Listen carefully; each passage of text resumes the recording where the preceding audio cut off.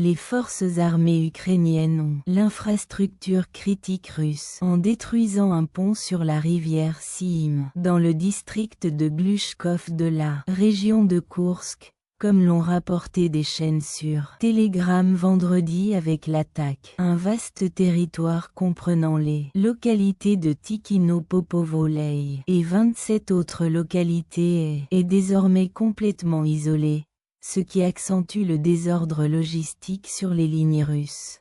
Chaos logistique sur les lignes russes. L'une des travées du pont a été détruite par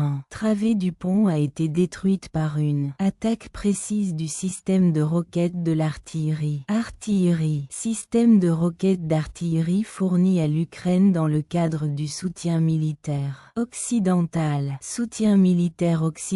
Les conséquences sont dévastatrices pour le transport de l'approvisionnement vital des troupes russes qui dépendaient exclusivement de cet itinéraire a été gravement compromis et l'évacuation des civils est également devenue pratiquement impossible. Seule issue possible, le Roman Alakin, conseiller du gouverneur de Koursk, a confirmé la destruction, mettant en garde contre l'impact sur la logistique militaire russe. Les Ukrainiens ne se sont pas arrêtés là. Les habitants de la région ont signalé qu'un deuxième pont dans le village de Zenkova est au milieu de cette offensive dévastatrice. On rapporte qu'environ 700 personnes ont été tuées. On rapporte qu'environ 700 soldats russes ont été encerclés. Soulignant encore la vulnérabilité des forces de Moscou dans la région de Koursk. La destruction du pont et l'encerclement des troupes russes marquent un tournant stratégique dans le conflit.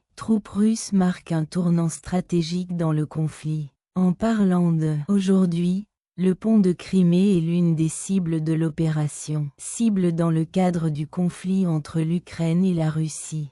A été de nouveau attaqué. Les drones ukrainiens ont mené une offensive qui a touché zone proche de la structure, provoquant des explosions et l'interruption du trafic pendant plusieurs heures, bien que les autorités russes affirment que toutes les menaces ont été neutralisées. Circulant sur les médias sociaux indiquent des dégâts considérables autour du pont. Cette attaque a lieu dans un contexte d'intensification des opérations ukrainiennes. Axée sur le ciblage d'infrastructures critiques dans les territoires contrôlés par l'Ukraine. Le pont de Crimée, essentiel pour relier la Russie à la péninsule annexée.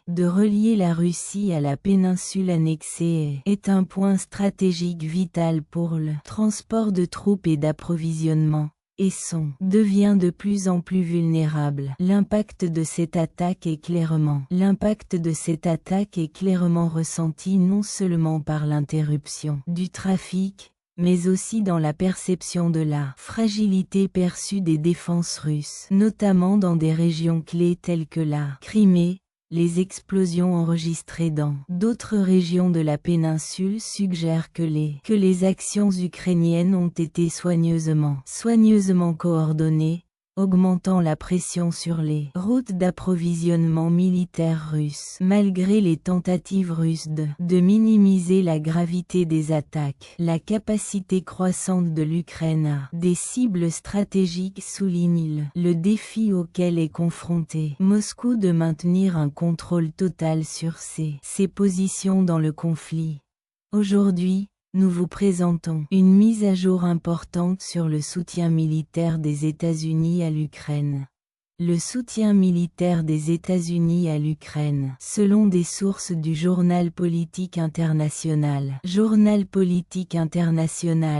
Washington envisage de fournir des missiles SSM pour les chasseurs F-16 ukrainiens. Il n'y a pas encore de décision finale. L'administration travaille sur des questions techniques et questions telles que le transfert de technologie et la garantie que les jets ukrainiens peuvent lancer ces missiles de manière efficace. Missiles de manière efficace. Le Pentagone a déjà commencé à travailler avec les autorités ukrainiennes pour résoudre ces détails techniques. Les missiles Jahama développés par Lockheed Martin étaient d'une portée de 370 km, avec une version plus avancée capable d'atteindre jusqu'à 980 km. Ces armements, ils deviendraient les missiles de l'arsenal ukrainien à ce jour.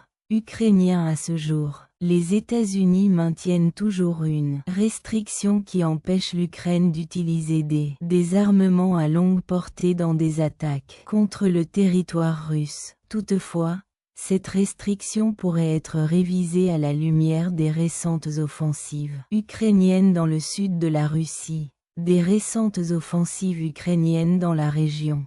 Cela pourrait entraîner un changement de position de la part de Washington. Changement de position de Washington. Jusqu'à présent, les missiles n'ont été fournis qu'à quelques alliés stratégiques de l'Union européenne, dont la Pologne, l'Australie et la Finlande. Ce qui fait de cette une étape importante dans le soutien militaire à l'Ukraine. Le